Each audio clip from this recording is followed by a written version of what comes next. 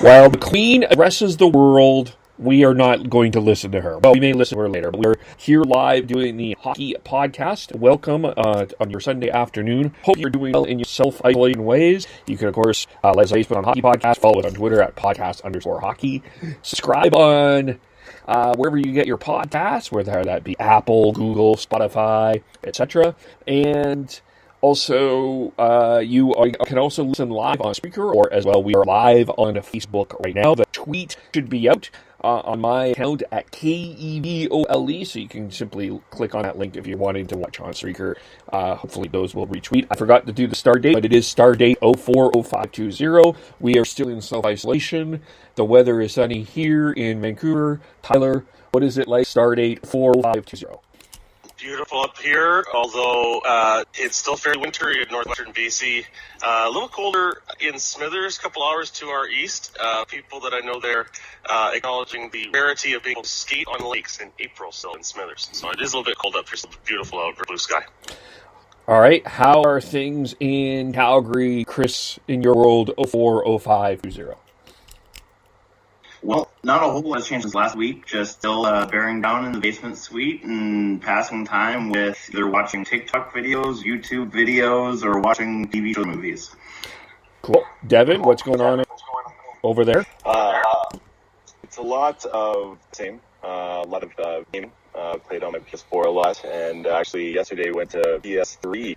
Little throwback, which has been it's been fun. Galen and I have been doing that pretty much every day, along with drinking. So, yeah. There we go. And Heidi and Sean, I understand, Heidi, that Sean is not going to permit you to watch a certain replay of a certain game that happened in 2015 tonight. Is this true? Well, we're going to watch it anyways, or at least I'm going to watch it. He can go do whatever the hell he wants, but I will be watching it. Yes. She can watch it on a small screen on her phone if she No. wants. Sean's going to be over the corner pouting. You should find a way to do the slow-mo replay of that, Heidi, all the time. Yes.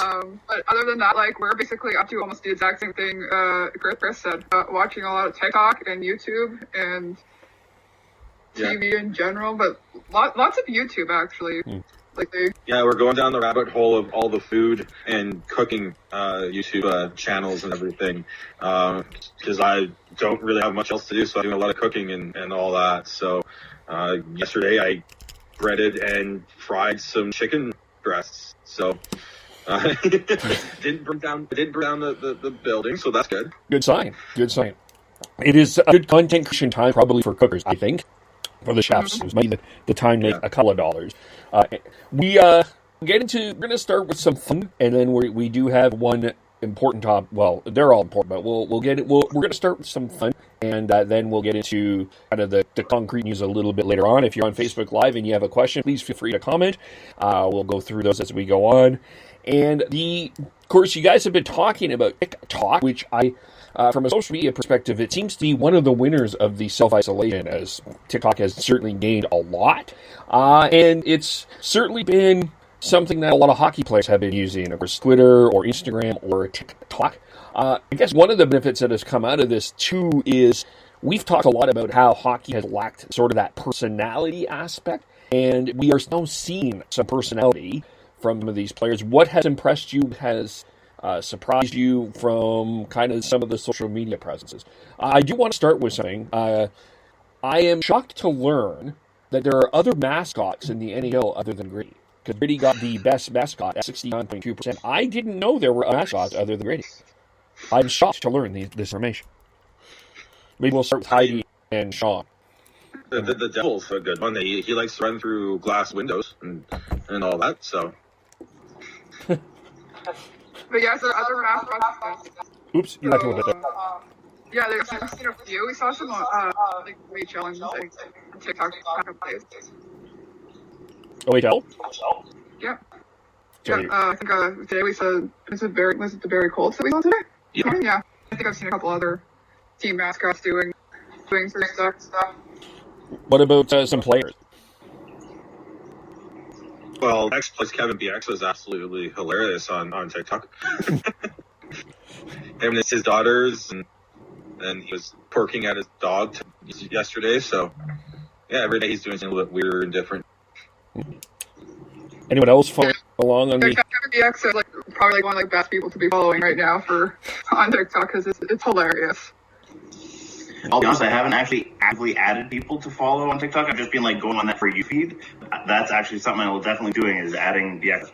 Yeah, you definitely want to see those as they come out because they're always pretty good. That one today was probably the best one I've seen from him. Out of that, the Harry Potter, him flying on a broomstick. Yes. Tyler, Devin, have you been watching or following anything on Instagram or TikTok? I'm going to say my favorite TikTok video that I've seen that's gotten wide circulation was for sports. That's Kyle Bukowskis. They're doing his Ron Burgundy with, I guess, his partner there being Veronica Corningstone. That was pretty good. That was perfect. And Kyle even has the stash going too. About that one. But I have to be honest, I'm not really technically savvy on this whole what TikTok is. Call me the old person here, but I'm still trying to catch up to what the heck this thing is. I've been basically just doing Instagram. I'm not on TikTok at all. The only time I see TikTok is on Instagram. So I did see Kevin BX's recent one, but other than that, I don't. It's funny, but it maybe not Mike T. Devin is definitely a Instagram guy. I get the one update a day for dinner with something. Yeah, good fun on Instagram right now for sure. But I just remembered Brendan Gallick's done a couple of good ones. He's done. He did the I Want It That Way cold open from Brooklyn Nine-Nine. Yes. And then he also did. He did an Office sketch as well. So yeah, he's having fun. Yeah. The Flames US and the Canucks, I know, have done the Office Start intro thing, which I think has been really funny as well. I mean, it's nice to see, and hopefully whenever we get back to, and I'm using air quotes here, normal, the personalities of these players will be allowed to shine a little bit more. And I think there's opportunities there to do these kind of things and really allow fans to connect the players in a different way. And that's the good sign of that, I think, going forward, especially as normal becomes recovery time. I think there'll be some solace in terms of bringing people together. So it's really great to see. I know Milan Lucic has done a couple of interesting things as well. It's great to see. I haven't seen everything, but I think it's been a great reprieve for people to kind of watch and have a little bit of fun. Of course, a lot of them are showing their dogs and things like that as well. Is there there's also been a number of podcasts and interviews that have come out recently. Have there been any that you have found really interesting or wow, I didn't know about this? We will get to one a little bit later, but I think anything of interest that you have found? I'm a regular podcast listener, but I wouldn't say I've discovered anything new since self-isolation has begun. I'd say I've had 31 Thoughts has been good. They've been doing some good interviews and everything like that. But I really haven't been listening to too much podcasts because we've been so on the YouTube level of cooking and all that. So I've been separated a little bit from the hockey world at this point. For me as well, I mean, this time of year where baseball will be starting up, and of course there's none of that either happening right now, so I've sort of gone to listening to some baseball podcasts, which I never really did much before. But yeah, YouTube YouTube is the way. YouTube is all kinds of random different things. Yeah, podcasts, I usually listen to them at work, and I feel like for me to be productive, I usually put on a podcast to be productive. But I mean, after cleaning my 400 square foot apartment, there's not much else to do. So I've been, I guess, a little bit deprived of my podcast listening right now. I'm surprised here that Sean hasn't been listening to podcasts because I'm sitting in my room working all day. He could be in the room listening to podcasts. He actually really wanted to. I'm the similar to Devin. I would do it to and from work while at work, just to as a way to keep the mind not too super stressing and keep productive. So when there's not much to do, I need something else. I've really been last week. I haven't really been even playing video games that much. I've been just more cleaning, cooking, watching YouTube and TV shows. So I think a part of it too is it's a sad reminder we don't have. So maybe part of me is trying to avoid that as much as possible. Right. Yeah. It's it's sort of a part of this grieving process, I think, in some ways. I can understand that. I can kind of understand, like, you know what, I'm missing so much that I don't want to pay attention to this in a way. I get that, for sure. Well, even yesterday when the Flames simulation came on with the Oilers, like, I know Heidi said that she was happy but sad about it. Yeah. It's really that way. Yeah, I've kind of embraced almost like a lockout sort of mindset at this point. Yeah, and I mean, yeah, it's been really tough on a lot of people, and this hasn't been an easy thing. And I think, you know, the lockout, you know, we had this hope at one point, well, the season could start if they just get negotiated. This is just so out of everybody's hands. That's the tougher part of that. Man, I try not to be serious and focus on hockey, and I'm sorry, directing this in a serious way. But I'll move this. Well, the other thing with the lockup too, Kev, was that we had other activities to try and keep us busy. Yeah. We could go outside, we could do outdoor activities, and now can't do that. Where if you're doing this physical distancing right, you're basically, if you're going outside, you're going out for a run or a walk, and you're avoiding socializing with people outdoors. So it's unfortunate. And I think that's part of why I know a lot of people are kind of avoiding all that, because I know I talked with a few friends about the simulation yesterday. I thought it was fantastic, because not only did they brought on, they had Johnny Gaudreau and they brought Peter Labardius on to do interviews, and like they didn't just use the stock James Cybulski play-by-play. They brought on Derek Wills to do it, which I thought was brilliant. That was brilliant. Yeah. It's like as much as you want to have all this, but there's only so much James Cybulski you can take. Yeah. Yeah. It's true. Yeah.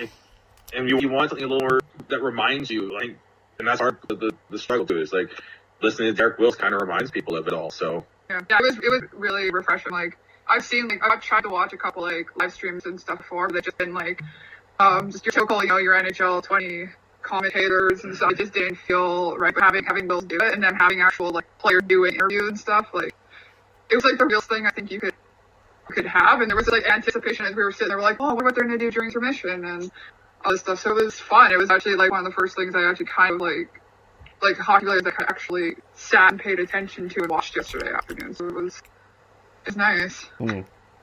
Well, let alone you had George Canyon sing the national anthem too. That was freaking awesome. Yeah, and Willie just was playing the organ. So for that was great.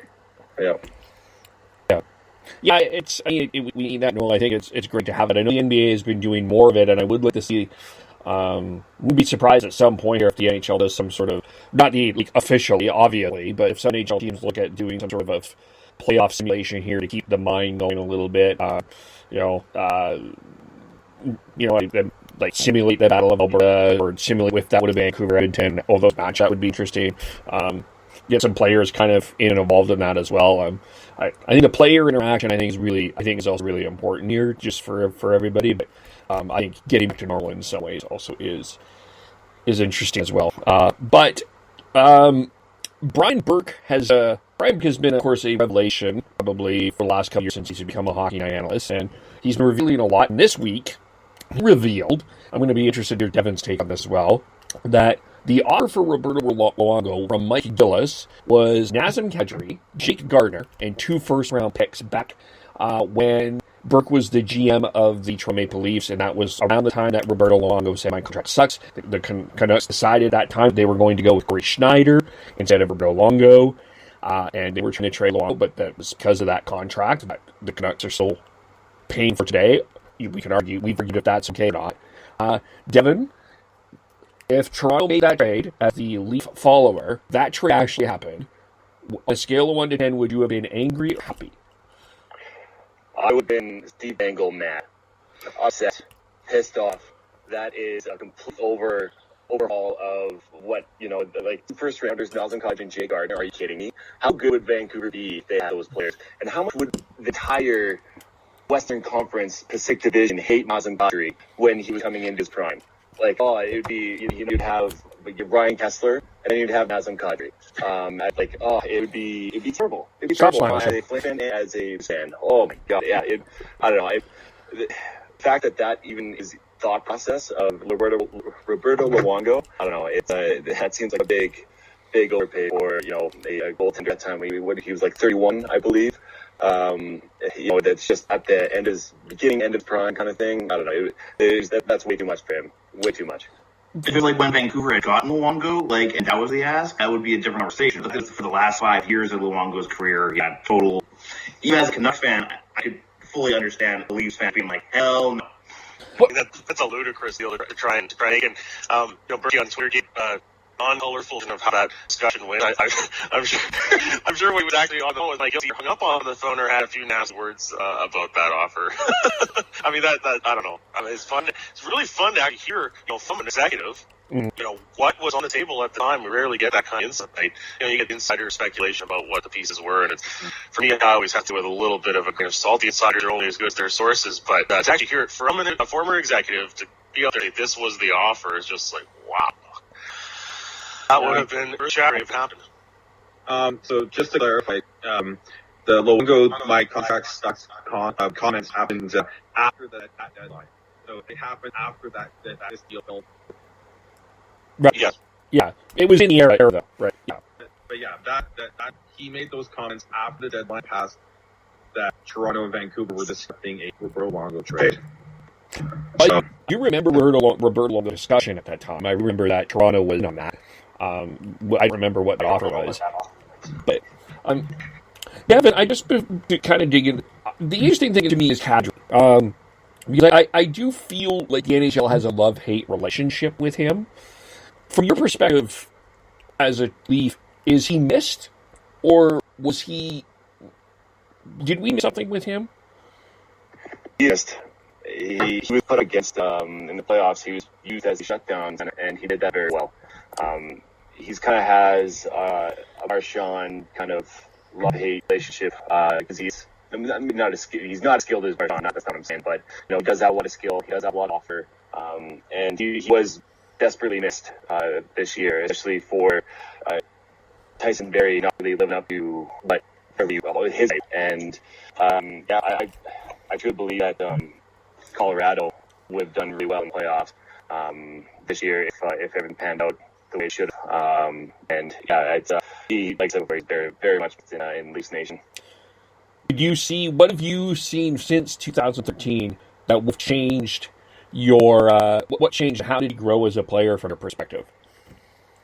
Well, he was a punk kid. He was a first-round kid that was very cocky and had to be humbled. And it's like any real 18-year-old player who gets drafted in the first round. You're cocky, you got some confidence, you got some swagger, but he really grew up and showed that he was responsible, showed that he could carry a line, showed that he could be trusted and be a good player. And he scored 3 goals his last year in or I believe it was his last year in Toronto or year before that, and having a third line center scoring 30 goals, like, oh man, he grew up well. He was just his every once in a while he got out of hand and he tried to make a difference, but in the wrong way, and crossed the line a bunch of times. And that was his only detriment. And it's his contract. I believe he's only making $4 million.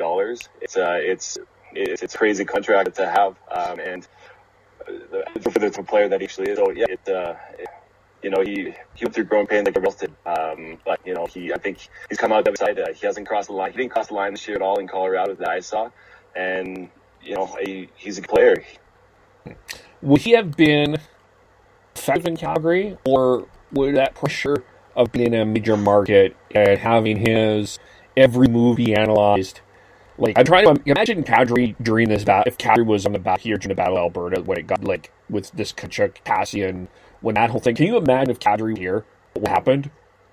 I try not to. I thought that would be awesome.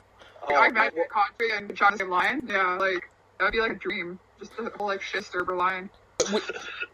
I'll verify it. I'll be upset thinking about it because we didn't get him. That's why I want that. Placing him on the second line.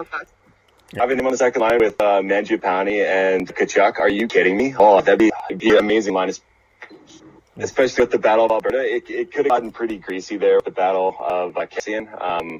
But, you know, you have Tkachuk, who is arguably one of the most hated players in the game, along with, you know, another shit disturber in Kadri. And, yeah, it would have been a greasy line. I think it's fair to say Chuck at this point is the Western Conference version of Marchand. Yeah, just not very close to the. I'm not going to say they're on equal levels. I'm just saying the Western equivalent. I mean, I see what you're saying, but like, Tkachuk hasn't gone out of his way to be an absolute like complete troll and jerk and asshole to the other team's fans. Yeah. So, if you have to remember, was it when the Boston came to Vancouver? We had him doing his ring finger and raising the cup. Like, he took it to another level, and plus Tkachuk hasn't licked anyone yet. No. Yeah, you've said it. Like, I'm not saying they've done these same things. All I was trying to get at was just the fact that, like, if there's someone that is going to get under your skin, piss you off, like, that sort of thing. Well, let's ask Drew Doughty what he thinks of this. Yeah, that's true, because we still have Doughty. Yeah. The thing I would say, if I could draw a parallel and compare him to a player, it's more Burrows and Kessler.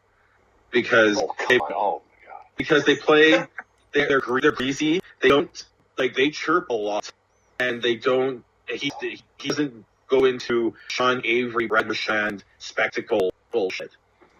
Like, I would put Avery and Marchand in the same throughout the sentence there either, but I don't agree. I think I understand where you're going because you're a honk, and that's you really just you get the words right. But no, I can kind of see where you're coming from there, but I don't know. I think there's better parallels to a Marchand than a Kessler Burrows. Oh, yeah. I really have Marchand at a different level because of his pre-planned spectacle things that he's done. While I don't think Tkachuk really done that. I feel he's just a greasy player who just always is in your face and just isn't going to back down. At least until he hurdles. But I think he's become a smarter player about when he's picking his spots. Like, I mean, the debate happened now. We handled the Cassian situation, and he answered the call for the fight that everyone wanted. But I feel like even after Cassian's emotional outburst, I found Tkachuk didn't really take the bait. I actually thought how Tkachuk answered those questions was actually highly intelligent. Where Marchand continues to bait people to the point where I think that his teammates are afraid of actually defending him. Like, let's pretend that was Cassian Marchand. That was the Battle of Alberta. I don't think Marchand would have entered the same way, and I don't know if his teammates would have backed Marchand the same way. Yeah, that's where we're getting at is the Cass. That's why I went with Cass Burrows as a parallel as opposed to Marchand or Tkachuk. Is that they play so greasy and they're always in your face. They're always chirping. Maybe they cross line in the chirps, but they don't go out and make a spectacle of it. So yeah. But so now get back to the Luongo trade from the Canucks' perspective. Are you upset this didn't happen? That would have been an incredible haul, obviously, in one sense. But in another sense, it would have been a team changer. But you kind of look what happened now, and Jay Markstrom is in a jersey. It probably wasn't the best haul, but what ended up happening is Corey Schneider was basically traded to Bo Horvat, who became captain of the team. Jake Markstrom is in a Vezina Hart Trophy conversation right now. Did it turn out worse? It's a completely different timeline of what would happen. Would Kessler want it out after that? I don't know, because he could have retooled a lot differently. Yeah, that would have entirely changed how things would have played out. I wouldn't put it past. Would Gillis still be the GM at this point? I mean, if he is, I wouldn't put it past to have found a way to get another younger goaltender in to go with Corey Schneider, because I bet knowing Gillis, he probably would have noticed the noticed the hip issues that Corey Schneider's been plagued with. So like the last few years, he probably would have noticed that and would have found a way to move on from him. They would have a different goalie now. Was Fisher a draft pick from Gillis or the one from Benning? I can't remember. He was the first year from Benning. Yeah, because he was part of that draft that had that first draft. We actually got Vertanen, Can, Timko as a second pick, and they got Triamkin in that draft. I knew it was right on the time. I couldn't remember who was GM. But you never know. Like I said, it's a complete timeline shift. You just don't know what happened there, because that could have rejuvenated that team too. Because that happened. Do they hire John Tortorella? Because that was Gillis' last task, right? And after that was the next season when everything went down with Luongo. So yeah, it would have been very interesting to see how that would have played out. So for me, if that trade went through, the question then becomes: would the Canucks have missed the playoffs at any point in the following 2, 3, 4 years? Because it's pretty clear that the first chance or the first playoff miss was going to be the time that Mike Gillis was fired, and during the day after they were mathematically eliminated there in the 2013-14 season. That was the end. So hard to say. In hindsight now, relying on Corey Schneider would have turned out to have been a bad idea, and he's been fighting just to maintain a spot now with the Devils.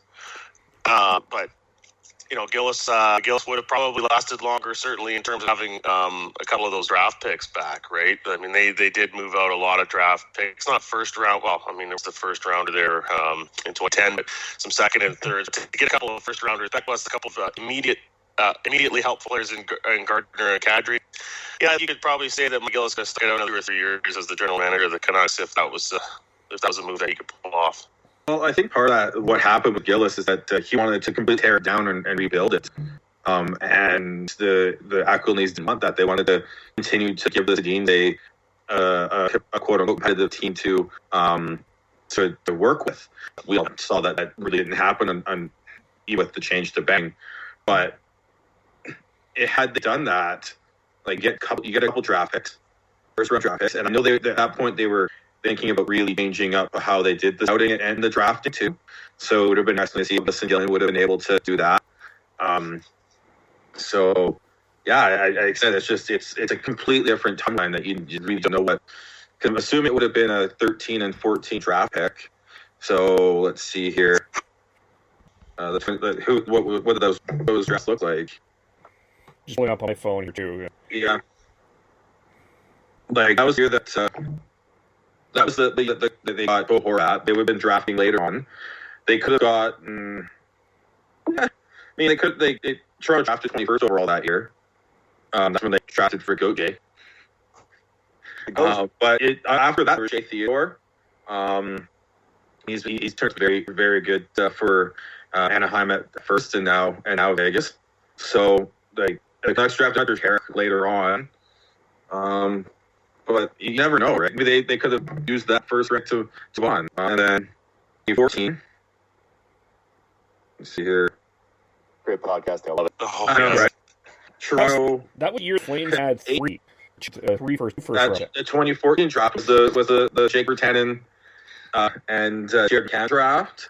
I'm assuming that was hot later on because I think the Jared Can was they only got for Kessler, so they would have gotten that. But they could have drafted sort of mid round, I would say, and there was still lots of good players available. Alex Hook, Travis Sanheim, David Pastrnak. Goldberg. So like I said, it's such a different thing. If it happened, the reality that the changes that would have happened was we wouldn't be looking at Canucks right now. They wouldn't have Jake Virtanen. They wouldn't. Well, maybe they would have, but they wouldn't have Bo Horvat. Who knows? And then the dominoes fall from there. Well, Markstrom. I mean, you wouldn't have a lot of those now. Yeah, it's definitely franchise changing for both the Leafs and the Canucks. Yeah, we wouldn't have Pedersen or Besser at that point. I'm still just trying to imagine how Luongo as a fit with Toronto would have worked. Like he was under such a heavy microscope here. Wouldn't it have been worse for him somehow in Toronto? Like if he's struggling, I mean, they would have been all over him. At that point, I think he had learned how to beat the media. And I think the thing with Toronto media is there's more of them, but they aren't nearly as bloodthirsty as Canucks media. Like, there's a couple, but a lot of Canucks. Yeah, a couple, I'd say that the guys in print media are in particular Dave Feschuk and Stevens, but beyond that, I don't think in terms of talk radio it's nearly as toxic as what we see in Vancouver. I'm not sure Lou would have struggled with the Maple Leafs fans. If anything, he would have been playing Boston more often than he would have struggled with. Yeah, it's but it would have really reached Toronto too in a lot of ways. I don't know, they may not have had Matthews. That's interesting. I'm going to throw this out here as an interesting question. Is there one trade that didn't happen that you always wonder what were the pieces in that trade? Like, or a trade that happened if another team was in on it, what was the offer would have been? It's not necessarily a trade, but I know the one of the big what if in Canucks history is had Gretzky signed there, because I know he was real close to signing with the Canucks when he signed with the Rangers. That's news to me. Yeah, that was, you didn't know that one? Yeah, it was. Okay, that's what Canucks were. Okay, it was because Gretzky I think was going to sign, and then someone in the Canucks front office panicked and phoned him late at night. This is the story, and Gretzky got turned off by that and went to the Rangers. Could you imagine a line of Pavel Bure, Wayne Gretzky, and Alan McGillney in the 90s? Good fucking God. Good night, everybody.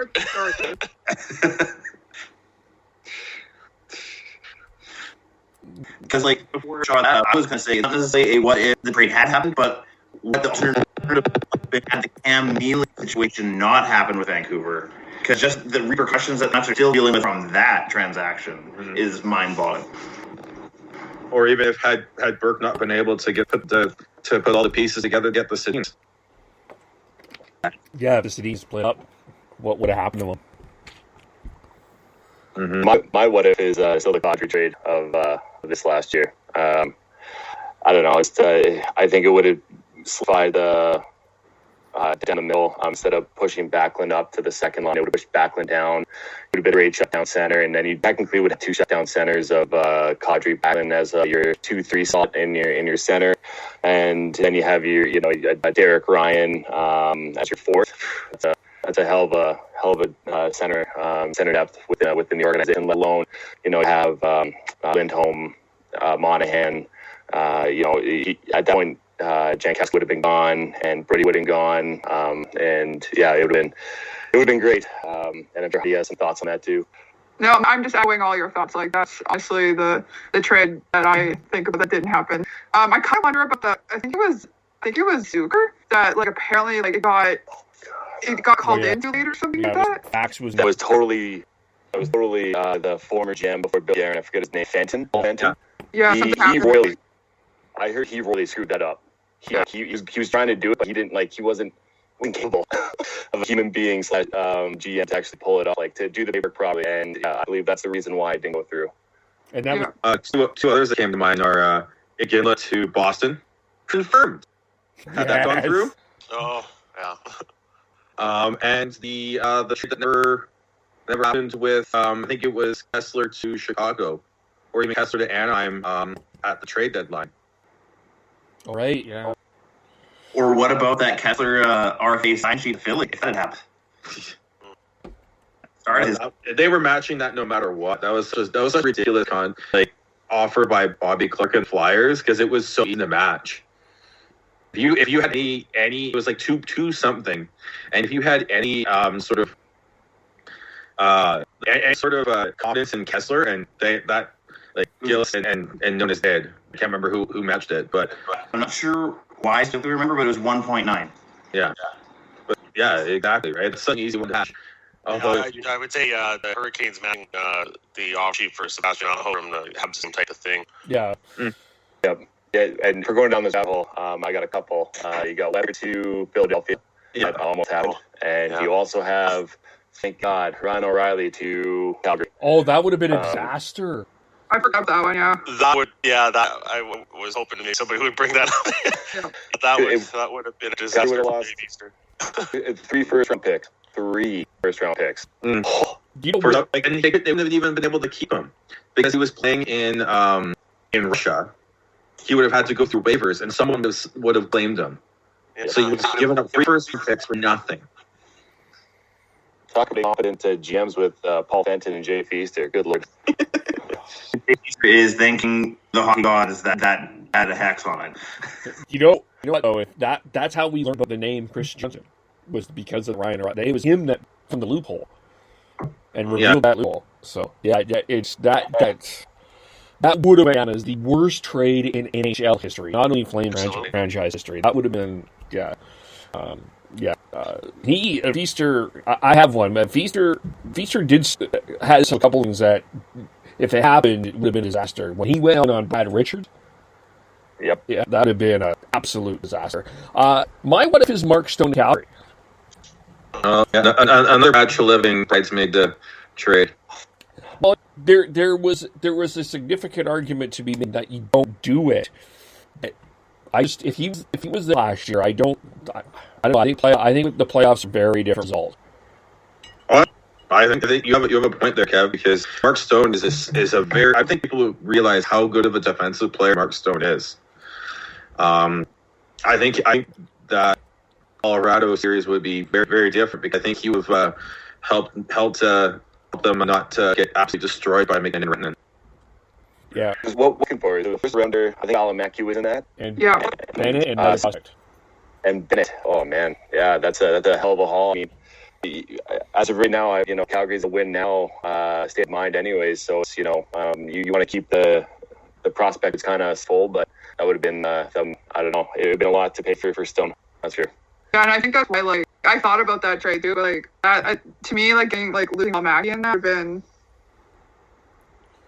would have been difficult to do. Because they eventually got Eric Western, Oscar Lindbergh, and a second-round pick first. And Ottawa really hasn't seen much plans from him yet. And the other two are unknown at this point. But, yeah. It would have been these are fun rabbit holes to go down. Today we're not on tangents, we're on the rabbit hole. Yeah. We need a glossary for people who are following along. The whiteboard and the mark. Well, I talked about marinating yet, so. That's right. Or sweeteners. Please don't bring up sweeteners.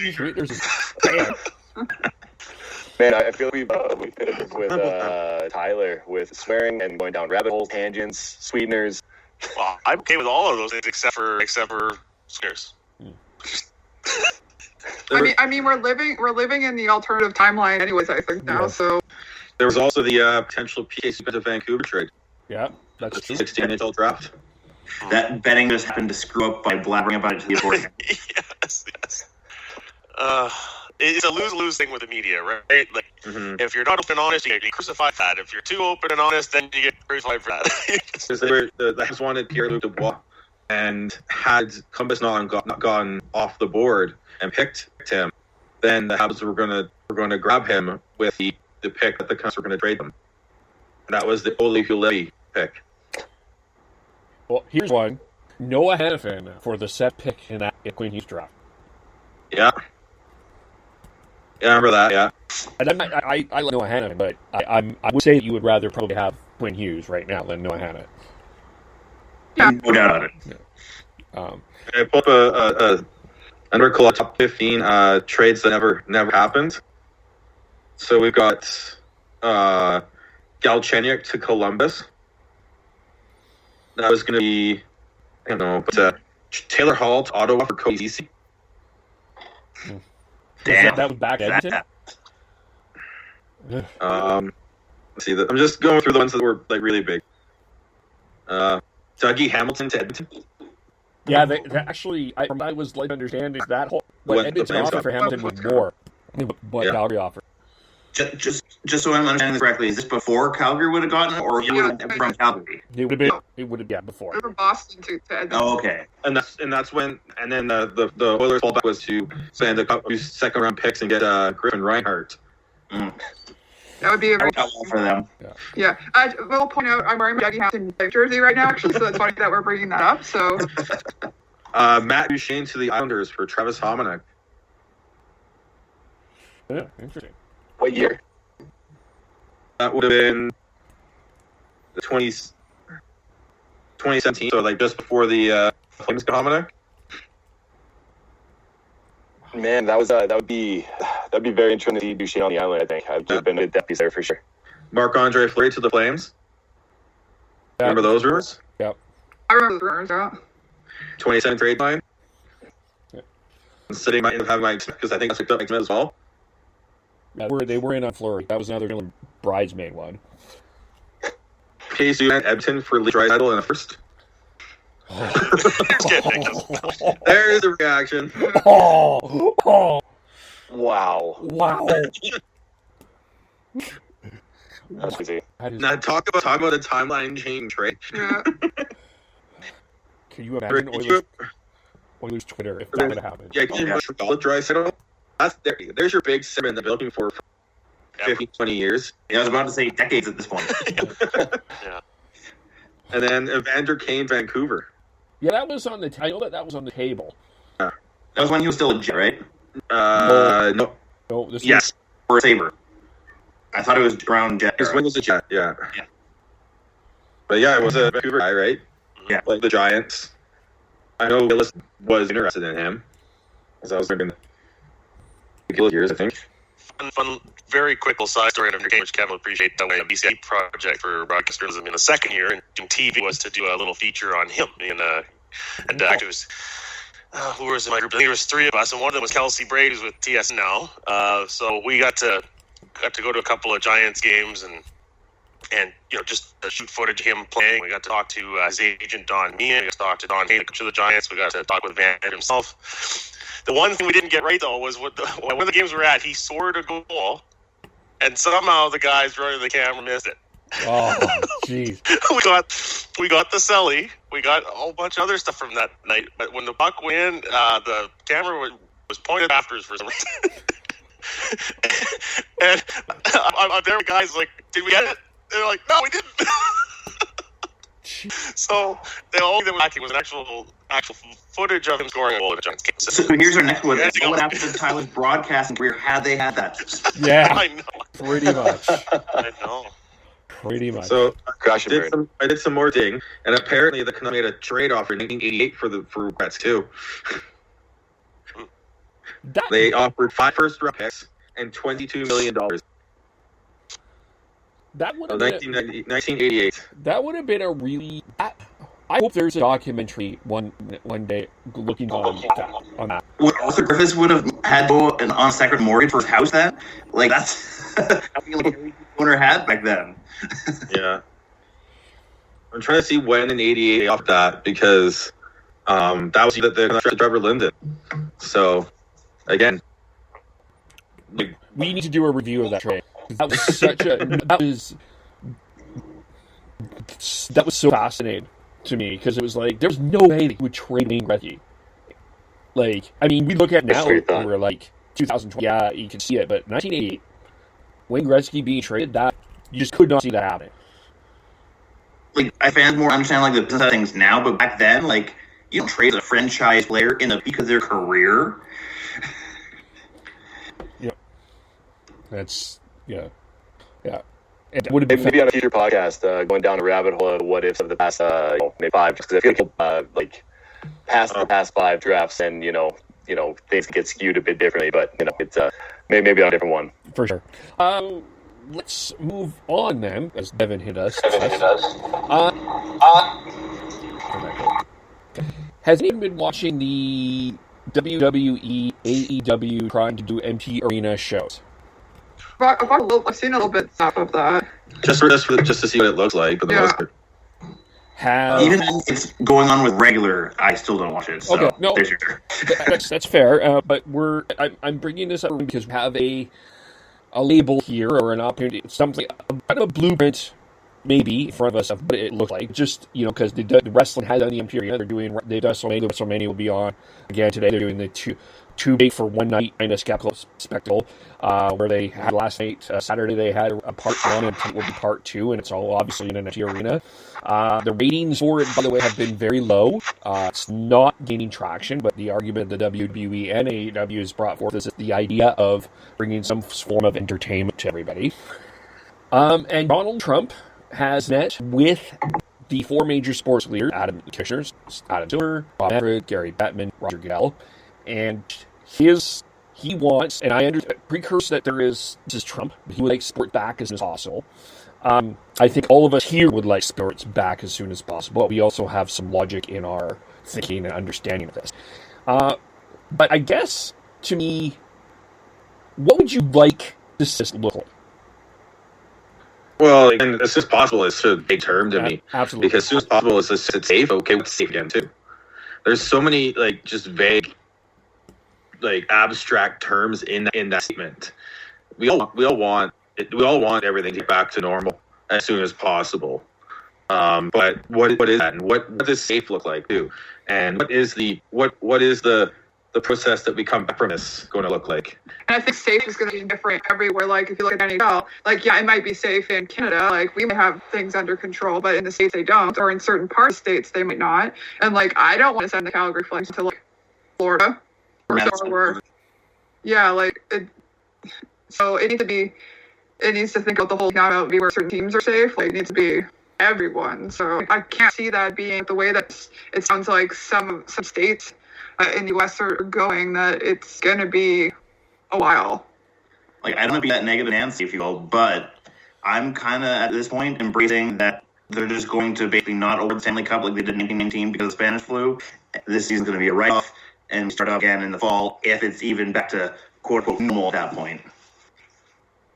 Yeah, it's just there's too many unknowns at this point. You can quibble a bit because it's Donald Trump and all that, but like I said, just too many vague abstract terms in that make it so hard to really have an argument against what he said. In my opinion, we all want them back as soon as possible. We all want back as soon as it's safe. But what is safe? How soon is possible? Well, it's whether or not the NHL is really anchored and really want to award the Stanley Cup this year. But what's more important? Win the Stanley Cup or watching your Profits Club of having playoff hockey and having that. It's all about perspective. Is it getting an arena? Not getting an arena? Or that one fan on each side of center cheering for their own team?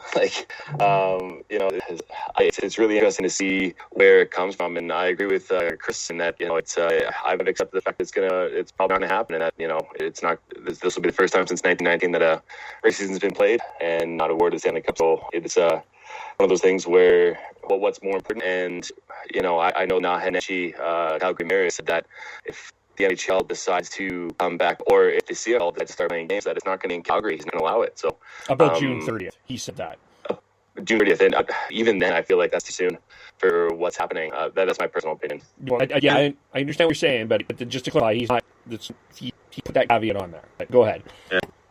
But the other thing for me is with the night, Sal Cap throws a lot of things into whack as well, and how do you move on from there? So what would sort of quote unquote starting out the season again in the fall, finishing it off, playing the playoffs, and then having a shortened off season and a short season next season be better for the revenue than just cutting it off now and not having playoffs and everything. That's the wrench that's really in there because of the salary cap and how completely attached to revenue of a league.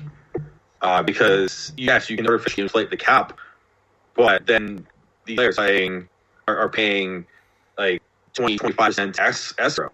So then you do that plus your taxes, and they're losing half of what their contract is. So they're not going to want that. So really, I do think that eventually they're going to do everything they can to finish off the season, no matter how late it goes, even if it's finishing off the season in the fall.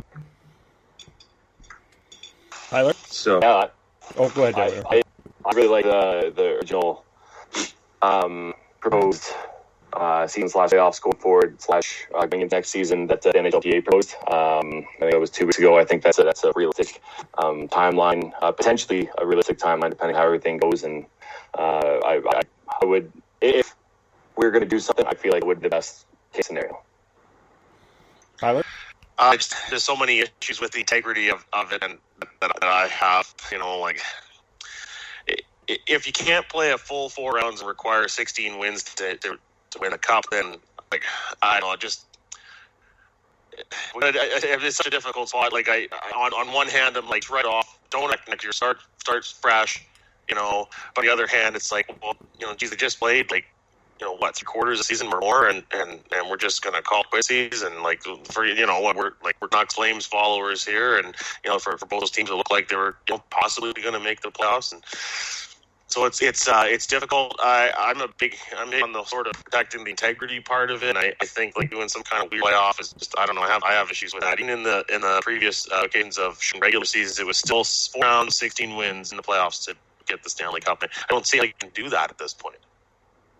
I just want to jump in there, Tyler. There's also a Leafs fan here. Thank you. Right.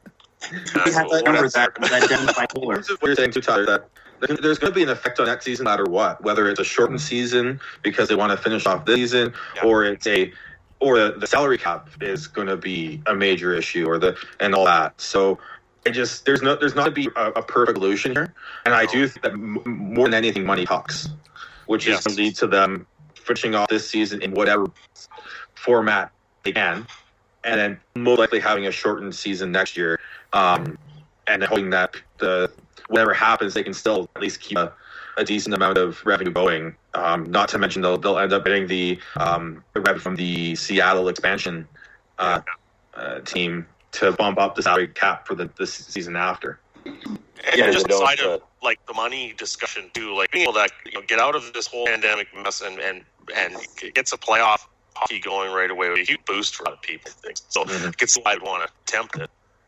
My general 2 cents is that my hockey heart fully agrees with Tyler. My hockey brain fully agrees with him. Well, and what you said too, Tyler, is big too. Is you're going to want a capital, and this is going to sound very not humanistic or empathetic or anything. You're going to want to capitalize on people desperately needing some sort of escape out of this. Yeah. So, I mean, I know like Heidi and I had plans to go out to Vancouver and go watch the Flames and Canucks like a week ago, but had to cancel because of all this, and we don't even know what's going on with those tickets. Yeah. You're down too. Yeah, like, Tyler, you're coming down too. So like, we want to go. We'd love to be able to go to Vancouver and watch a hockey game and do all that when this is all done and over with and when everything's sold. But because it'd be great to get out, see people, and actually touch people. So. Yeah, that's the thing is like they're going to want to be able to capitalize on that. So I see them doing whatever they can to at least get this season finished. Adam Silver has proposed the idea of having one save. I want to be clear because I'm not. I want to be clear what I'm saying here, and I don't want people to have a context that I want any to rush out of it if it's not safe. One safe. Adam's proposal is all of the sports start at the same time: NFL, NBA, NHL, Major League. And it's like a big sports fest. What do you think of that? Do you think that is actually a good idea? Would that be a good morale booster, or? I mean, it depends on when it all happens, but I don't think so. I don't think so because then you have that competition. Like, what if you're a fan of all 4 sports? Or like, do you have to pick and choose, right? Because then like things will be airing at the same time, and you'll be able to watch. Yeah, some TV networks would have a real tough time with it. Yeah, I think that too. Yeah. Like, I'm surprised it's not. The NFL saying that because it's what else would you like they would dominate. Mm-hmm.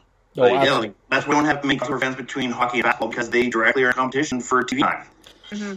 For the most part, Canadian sports people I know, they're an NFL fan and hockey fan because they are on almost opposite schedules.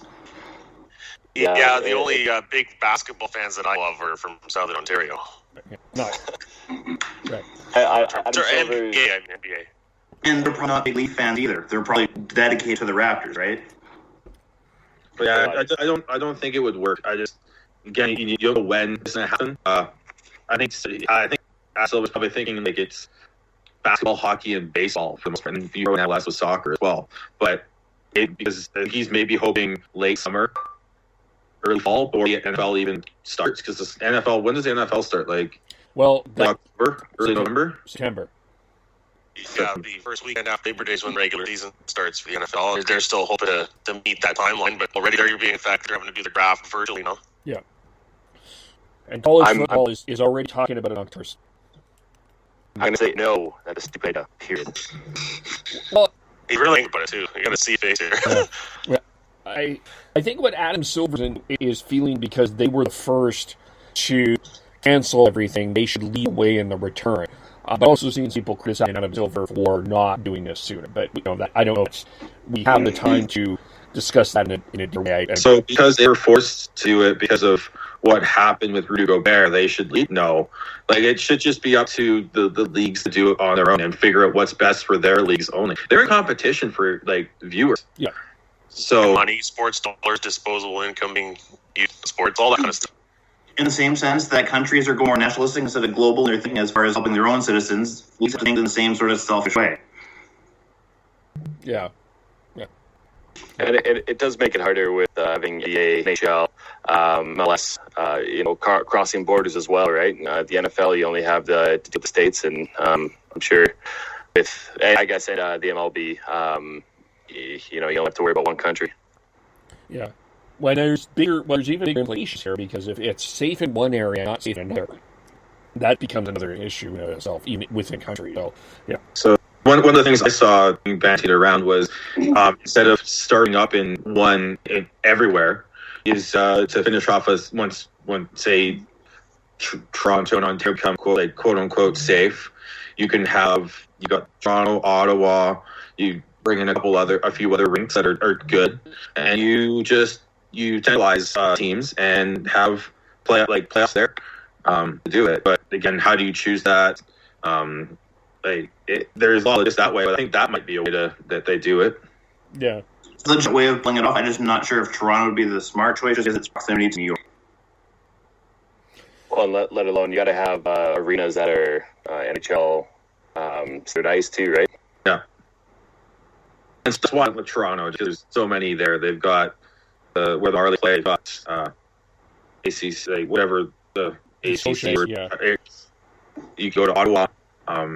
You haven't mentioned the Hamilton rink as well, which is a big example of it. Yeah. And so you've got enough rinks around there to be able to do it.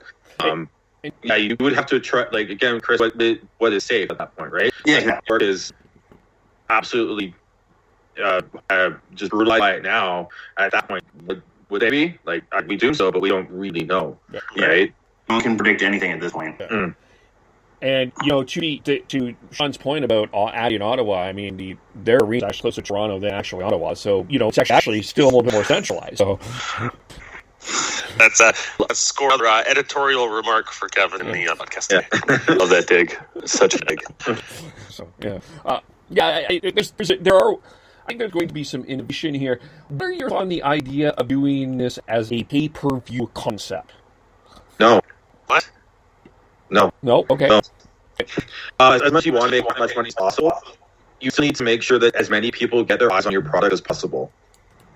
Going back to the WWE, Heidi and I were kind of looking at maybe get the WWE Network, because you can get 1 month free to watch whatever this WrestleMania thing is this year. It's a little not normal, and you figure just as something to watch, right? Just something to take your mind off everything. But you can only get it if you have if you can only get it if you have a cable subscription. You can't get a online streaming subscription to it. So you're taking away off your product if you go to a pay-per-view setup. Yeah. So I guess one of the ways I'm thinking is if you do something where you can make a donation to your local city COVID-19 fund in some ways, would people participate? I don't know. I'm just was thinking of that. Maybe it's silly, but my original question was I don't think empty arena works really. So, but no, the Bears have been very clear about that. They are not interested in playing in empty rinks. If they're going to play, they want to have the full experience and yeah. So if you can't do it in every NHL rink, normally if we have to look at centralizing or something, I think that's somewhat feasible. Yeah. And not that Luongo is for all athletes, but generally speaking, if you saw his reaction when the reporter asked him, are you at all willing to play in front of empty arenas? His, without even being, he's just hell no. That's what I play for, is to play in front of fans. Yeah, that's quite meaningful for all the sports when you have a figure like him saying that. Yeah. I know. Well, and coming from a fan perspective, you want to be able to go and watch those games, which Sean's talking about going to Vancouver and being able to do that. It's just whether, what can be the break point, whether, we're in August and there's no no games to be played. It's all time sensitive, and each they get a kind of more serious point. Each day's a different story. It's like past 3 months have felt like 3 years. It's kind of crazy how time really changes things, and once things get pressure towards okay, well, we're in mid August, like what do we do, kind of thing, right? And they're not the Stanley Cup is more important, or playing in front of fans is more important, or the potential salary cap ramifications of players, the owners. There's a whole bunch of moving parts without even talking about politics and all that bullshit. It's a wait and see process. Yeah, And going back to like the fan perspective, and as far as like what is considered and all that, like I can't imagine like celebrating a potential win for your team, whoever team you choose for, and to not be able to hug the fan of your own team that's like 3 people over, and you're like high five, you're on to hug in that celebration, like not being able to do that during this, like it's just mind boggling as far as like how do you even handle it? It's a bit weird to just walk down the street now and have to like think about like, okay, this person is like approaching us on the sidewalk. What do? Do we move? Do these people move? It's like chicken now. Like it's just very weird. So to like think that we're gonna go to like arena and not be able to high five the fans next to us, like it's just it's mind boggling. Yeah, it's funny because like you could be walking down the street where holding a hockey stick and like, hey, don't get close to me. Do it. Get a hockey stick away from you. Yeah. I saw a bus and moved, and I social distance away from it, and I went to the sidewalk. I was like, "What? Hey, you're boss." Mm-hmm. Yes, it's lots there. But yeah, we're still in wait and see mode, and we all know that. And fortunately, the numbers in the NHL aren't drastic. The players right now are not high. There's 4 Ottawa Senators. Unnamed Colorado Avalanche, 1 announcer that I'm led to understand that's been announced. Maybe there's others that we're not aware of, but those have been announced anyway. So hopefully, of course, everyone is keeping healthy. I did forget one thing, and I wanted to touch on this quickly. The Sedin, Hockey in Canada, Sportsnet replayed the Sedin's final home game with the people making the calls time, John Shorthouse and John Dredd. So kudos to Sportsnet for doing that correctly. Shucks, I was hoping to hear that Arizona Coyotes broadcast. Yeah, I'm sure that everyone wanted to hear that perspective, for sure. Congratulations that you guys got the right broadcast time, because you guys were triggered. A lot of people. We haven't talked about it here since, but there was a technical reason where they couldn't retrieve the CBC call at Game 7. But yeah, maybe if you put it on again, we'll get it right this time. Yeah, they're not organized. Technical reason to me sounds like they were just disorganized. Yeah. Was there anything with the Sedin that you forgot? I forgot that the Arizona Coyotes did not get a shot for at least 15 minutes of that third period. Yeah, it's that the Canucks they were able to rise to the occasion there and just make it so that the Sedins were leaving on winning terms on Rogers Arena. Yeah, come hell high water. So I remember listening to the overtime period. Yeah. I remember listening to Horvat talk about overtime period, overtime shift with them. He's like, I want to face off, and then I talk. I just stood in front of the net and watched them work. That was it was so vintage with them too. I forgot how it was probably one of the best way to get at for them to leave. Was being so. The reaction of Lieutenant and Stetcher were all very priceless to me. 2 Greater Vancouver kids growing up watching them play, and they get to be on the team with them and sharing a moment of it. It seemed just extra special for them, which was really nice. I thought it was some passing the torch to have Horvat out there with them for the power play overtime. Obviously, Alex Edler was going to be part of the crew there on the power play, but for Horvat to only be out there, but to take that face off, and then for the game to end while they're all out there together. I mean, I think Horvat was the first one chasing down Daniel Sedin, so it was that was really cool to see. In terms of winning the face-off, however, Bo Horvat was taking it against a defenseman. Okay, we should just point that out, but. I had forgotten the detail that Brad Richardson was talking from the face-off there by lineman. Thank you for pouring some cold water on that. I appreciate it. Well, the Lars, he didn't have a chance, and he just gave Horvat a cross-check right away. Yeah. Yeah, that it was good. Good to that. Remember that. Not sure what they're going to have going forward. I know, as mentioned as we started, I know the Flames Game 6 is on tonight, 10:30 Calgary time. But I don't. Yeah, so we'll kind of see as we go through this. I'm sure there's some other ones. I know they had the Austin Matthews game against the Canadiens. Actually, Devin, what's really impressive about these replays is Toronto is undefeated through them. So it's very nice through this replay self-isolation. Toronto hasn't lost any of these replays. It's amazing. What a bit. It's crazy. I know. I just. Yeah. You shut your face. No, it's been. I mean, of course, you're going to show all the good, pot stories. Why you guys scared to watch Game 7 of 2011 or something? I don't know. It's but on. It was. It's kind of funny. I had no idea. So okay, let me preface this. Last night they showed the 2002 Game 2 Toronto versus Ottawa series, and lo and behold, on that third line, you had I believe it was Shane Corson, Ty Domi, and who's centering that line? Trav Green. And it was surreal to me because I'm like, I know that face. Who's that? And then they showed. What's funny about that is actually scored the first goal for Toronto in that game, and they panned to him, and it's Travis Green. And it was just like it was a revelation for me because the hockey community is so small but so big at the same time, and it's kind of ironic that you have a brother, me, leading the Toronto Maple Leafs, and the other brother, Sean, loving the Canucks, and there's that kind of connection there too, which is fun to actually see and battle out. So it was kind of cool seeing that last night. Yeah. Yeah, it was certainly interesting. So I guess we will leave it there, and we'll have some other ideas when we're back together next Sunday. How do we follow everyone? I am 03 on Twitter. I'm at Heidi on Twitter and everywhere else on social media. I am at Schneider on most social media. And I'm on Twitter at Noble, DNOBLE. I am Gordhow09 on Twitter. And your dog did an appearance, by the way. I don't know if people saw that. Yeah, on our video stream, she's just sleeping right there. And it's Gord.great on Instagram if you want to follow a cute great Dane. Oh, just pushed. Carl appears too. Yeah, that's a pillow. But anyways, we'll get in that later. All right, and I am, of course, at KEVOLE. Thanks for watching on Facebook Live if you did. Thanks for listening on Spreaker. Subscribe to all podcasts on Apple, Google, Spotify.